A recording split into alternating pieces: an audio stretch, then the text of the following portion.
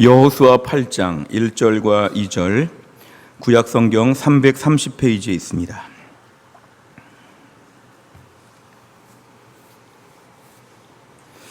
여호수아 8장 1절과 2절의 두 절의 말씀.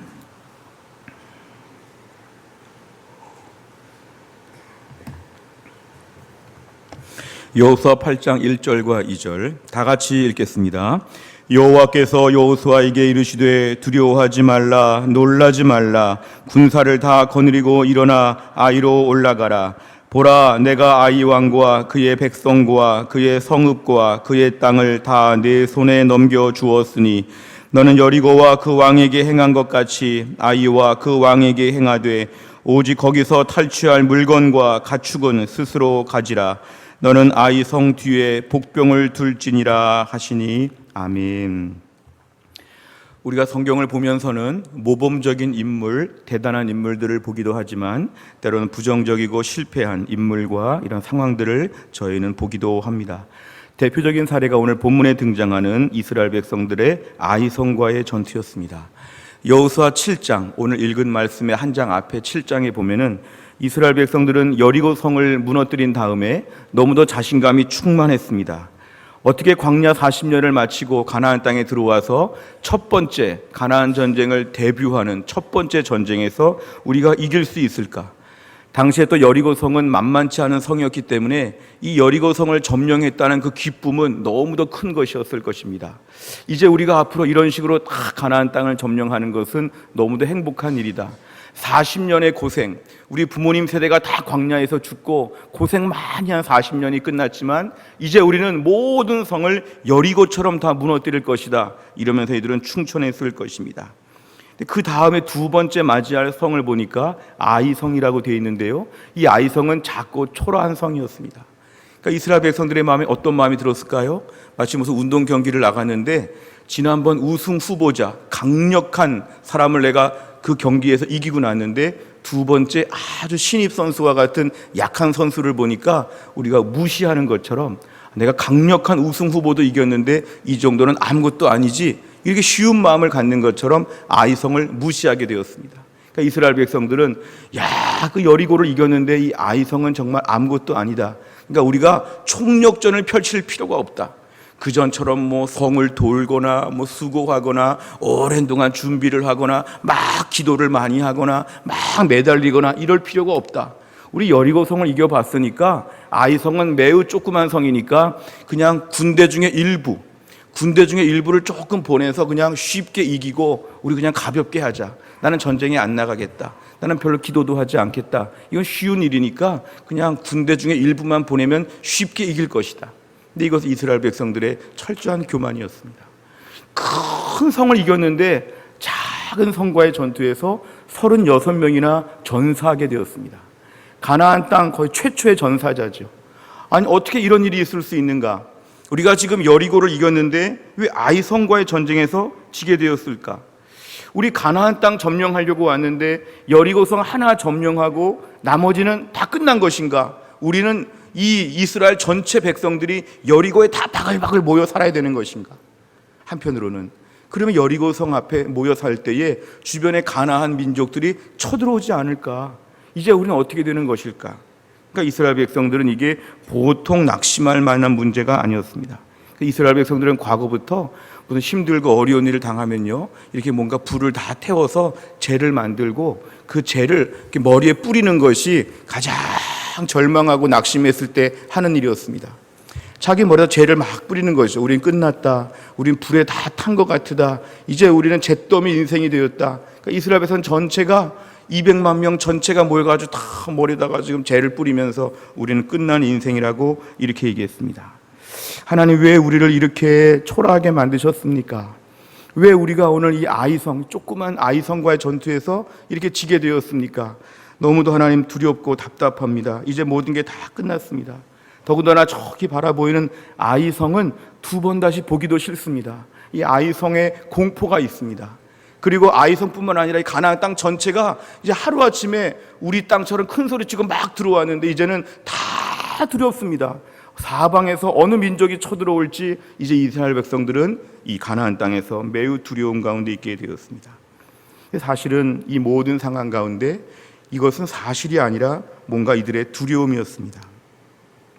하나님이 여리고성을 도와주셨는데, 여리고성과의 전투를 도와주셨는데 하나님 이제부터 못 도와주실 만큼 하나님이 기진맥진하신 것이 아니었습니다. 더구나 이스라엘 백성은 아브라함 때부터 지금 내려온 약속이었는데 여리고 하나 점령하고는 끝나는 정복도 아니었습니다. 이 모든 상황 가운데서는 하나님의 특별한 뜻이 계셨는데 하나님이 보실 때 그냥 가기 어려운 문제가 하나가 숨겨져 있었기 때문에 그렇습니다. 그건 이스라엘 백성들 중에 아간이라고 하는 사람이 여리고성을 점령할 때 하나님이 아무것도 손대지 말고 가져오지 말라 그랬는데 그 중에서 몇 가지를 가지고 왔습니다. 그 여리고성에 아주 대도시고 큰 성이었으니까 거기서 아마 외투가 너무 좋은 외투가 있었던 것 같습니다. 외투 하나를 몰래 가져왔습니다. 그리고 은하와 금덩어리 좀 일부를 좀 가져왔습니다. 그러니까 이거를 숨겨놓았죠. 근데 문제는 한 사람이 그걸 숨겼는데 하나님 볼 때는 이스라엘 백성들 전체를 보면서 이 문제를 묵과할 수 없다는 것입니다. 하나님은 거룩한 전쟁을 수행하기 위해서 너희가 힘은 부족해도 거룩해야 된다. 하나님 앞에서 같이 일하려면 거룩해야 된다.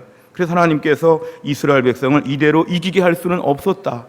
그래서 하나님은 이스라엘 백성들을 아이성과의 전쟁에서 일부러 지게 만드신 것입니다. 하나님이 없애라고 한 것을 없애지 않고 하나님께 바치라고 한 걸 바치지 않고 뭔가 이렇게 한 사람의 범죄였지만 이 문제 앞에서 하나님 모든 걸 이제 그대로 진행할 수가 없겠다. 잠깐 멈추자. 잠깐 한번 정리해보자. 이게 오늘 7장과 8장에서의 말씀이었습니다. 그러니까 이스라엘 백성들은 지금 모든 것이 다 끝난 것처럼 절망하고 낙심할 때 하나님은 내가 너희들을 버린 것도 아니고 앞으로 다 끝난 것도 아니고 내가 너희들을 지금 다루는 과정이니까 다시 한번 너희가 힘을 내어서 전쟁을 수행해봐라. 오늘 8장에 보면 바로 그런 말씀이죠. 제가 읽어드리겠습니다. 여호와께서 여호수아에게 이르시되 두려워하지 말라, 놀라지 말라. 다 끝난 게 아니다. 다시 군사를 거느리고 일어나 아이로 올라가라. 내가 이번에 이 성을 다 너에게 넘겨줄 것이다. 여리고 때 너희가 이긴 것처럼 아이성과의 전쟁도 이기게 할 것이다. 게다가 이번부터는 너희가 이기면 다 가져라. 여리고는 특별한 의미가 있었으니까 하나님께 바치라고 했지만 아이성과의 전쟁에서 2절에 보면은 다 너희들에게 주었으니까 너희가 그냥 다 가져라. 그러니까 이 아이성과의 전투는 내가 보장하는 승리의 싸움이 될 것이다. 하나님께서 이렇게 말씀하여 주셨습니다. 그러니까 다시 한번 낙심하고 절망하고 다 끝났고 이런 말 하지 말고 다시 한번 너희가 힘을 다 모아가지고 기도도 열심히 하고 여리고 때처럼 마음을 겸비하게 하고 철저하게 순종하는 사람이 되어서 너희들 한 명만 두 명만 보내지 말고 전체가 총력전을 펼쳐가지고 이 전쟁을 수행해 봐라 이것입니다. 오히려 하나님 용기를 주시는 거죠. 이스라엘 백성이 막 시무룩하게 앉아있으니까 하나님이 힘내라, 가라, 싸우면 이길 것이다. 하나님 이들을 부추기면서 전쟁을 수행하라고 하나님이 독려하시는 장면이 오늘 저희가 읽은 본문입니다. 이날 이스라엘 백성들이 아이성과의 전투에서 크게 승리합니다. 하나님 매복 작전을 펼치라고 자세하게 하나님이 지시하셨는데요. 그대로 다 하고 나니까 아이성은 초토화가 되고 쓰레기 더미가 될 정도로 하나님이 완전히 승리할 수 있도록 하나님 만들어 주셨다는 게 오늘 본문의 이야기입니다. 우린 지금 12월의 중순을 살고 있으면서 지난 1년을 좀 가만히 돌아보게 되면 여리고와의 전투는 별로 없었던 것 같고 주로 아이성과의 전투처럼 맨날 패하고 맨날 진 것처럼 그렇게 1년을 좀 살았다고 생각하기가 쉽습니다.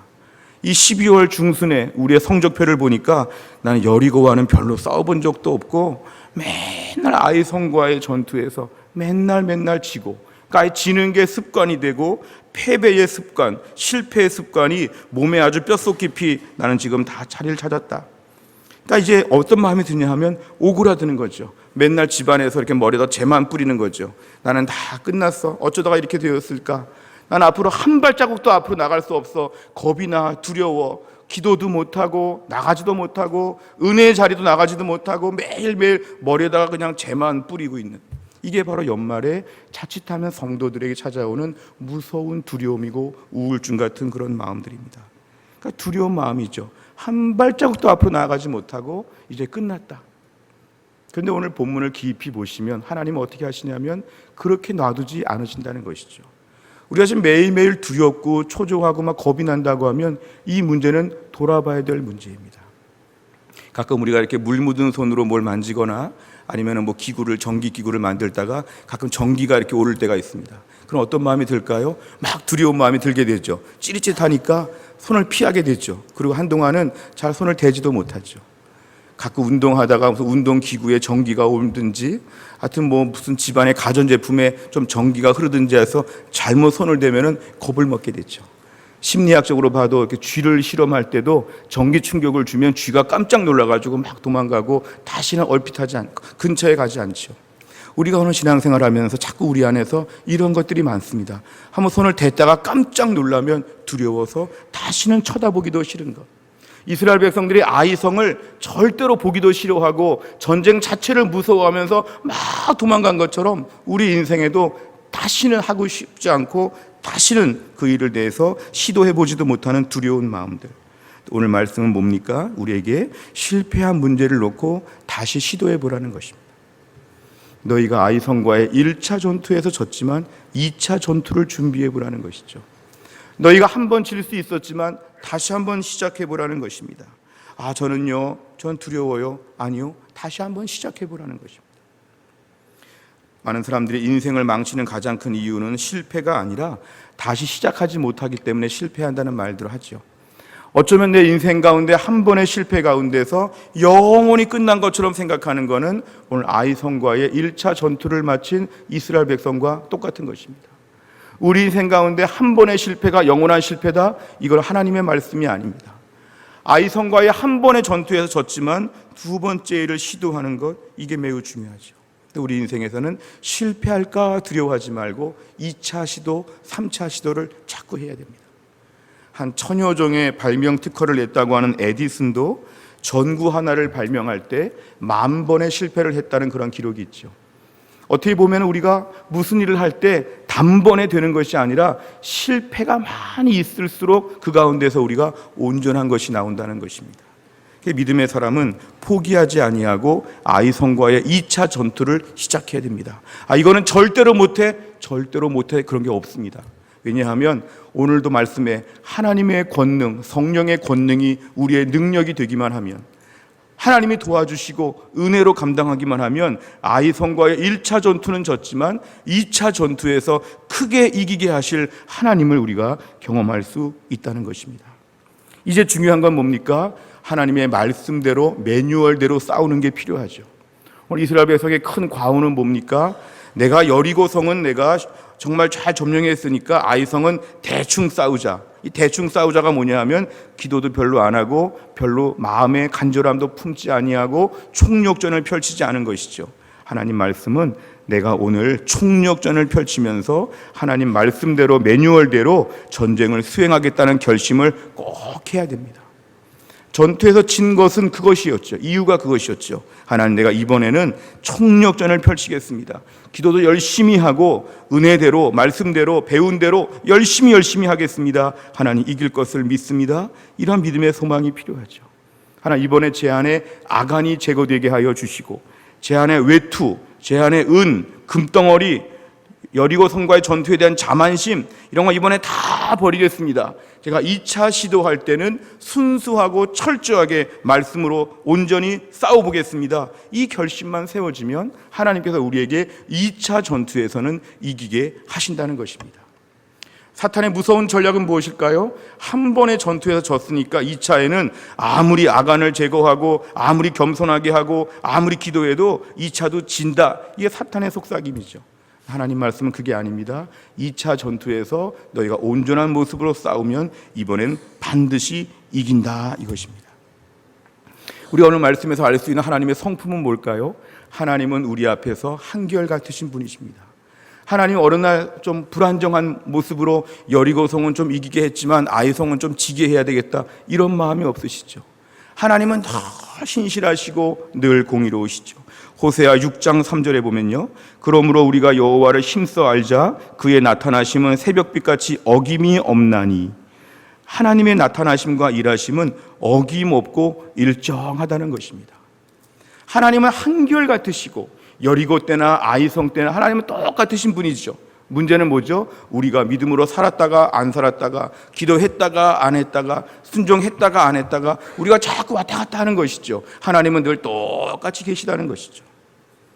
우리가 오늘 말씀에서 알 수 있는 것은 우리가 오늘 한 번 실패하고 2차 시도를 하려면 항상 우리도 일정하게 주 앞에 나가야 합니다.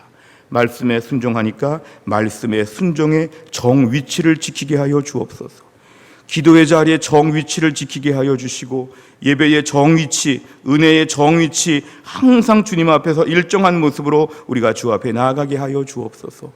하나님이 한결같이 일하실 때 우리도 한결같이 주 앞에 나아가게 되면 우리의 전쟁은 반드시 이기게 하여 주신다는 것입니다. 오늘 말씀을 정리하면 비록 실패했더라도 다시 시작해야 됩니다. 다시 도전해야 됩니다. 아이성과 1차 패배는 잠깐이었습니다만 하나님은 2차에서 이기게 하시고 그 다음부터 파죽지세로 하나님의 역사를 보여주셨습니다. 오늘도 우리 앞에 놓여있는 모든 많은 일들 가운데도 우리의 부족함과 실패와 모자란 것들, 이것들을 딛고 일어서서 다시 한번 주 안에서 새로운 시도, 새로운 승리, 새로운 은혜와 축복을 다 맞을 수 있기를 주의 이름으로 축원합니다. 기도하겠습니다. 아버지 하나님 감사합니다. 오늘도 우리에게 귀한 말씀을 주심을 감사합니다. 아이성과의 1차 전투에서 패배하고 너무도 무기력하게 모든 것이 끝나 있었던, 그렇게 느꼈던 이스라엘 백성들 앞에서 하나님이 다시 싸워보라고 말씀하시고 이스라엘 백성들이 다시 겸비하여 온전한 모습으로 전쟁을 수행했다가 이기고 앞으로 모든 전쟁을 다 능력 있게 감당했다는 것들을 저희가 오늘 보게 되었습니다. 하나님, 우리 인생에도 올 한 해를 돌아볼 때 수많은 패배와 실패가 많이 있었지만 여기에 주눅들거나 위축되지 않게 하여 주시고 다시 한번 기도하고 다시 한번 총력전을 펼치고 주여 은혜를 주옵소서, 주여 불쌍히 여겨 주옵소서, 다시 한번 여리고와의 전투처럼 하나님께 철저하게 무장하여서 우리 앞에 있는 아이성을 이제는 무서워하지 아니하고 싸워 승리할 수 있도록 하나님 붙잡아 주시옵소서. 다시는 보기도 두려우고 만져보기도 두려워했던 인생의 수많은 과제들이 있습니다. 오늘 말씀처럼 이제 이 모든 문제들 믿음으로 살고 승리하여 반드시 싸우게 하여 주시고 우리 안에 모든 걱정과 염려와 초조하게 만들고 움츠러들게 만드는 모든 것들을 내려놓고 다시 한번 우리 하나님의 능력을 힘입어서 우리의 모든 인생의 싸움을 다시 한번 시작하고 도전할 수 있는 믿음의 사람 다 될 수 있도록 우리를 축복하여 주시옵소서. 모든 말씀을 예수님의 이름으로 기도하옵나이다. 아멘.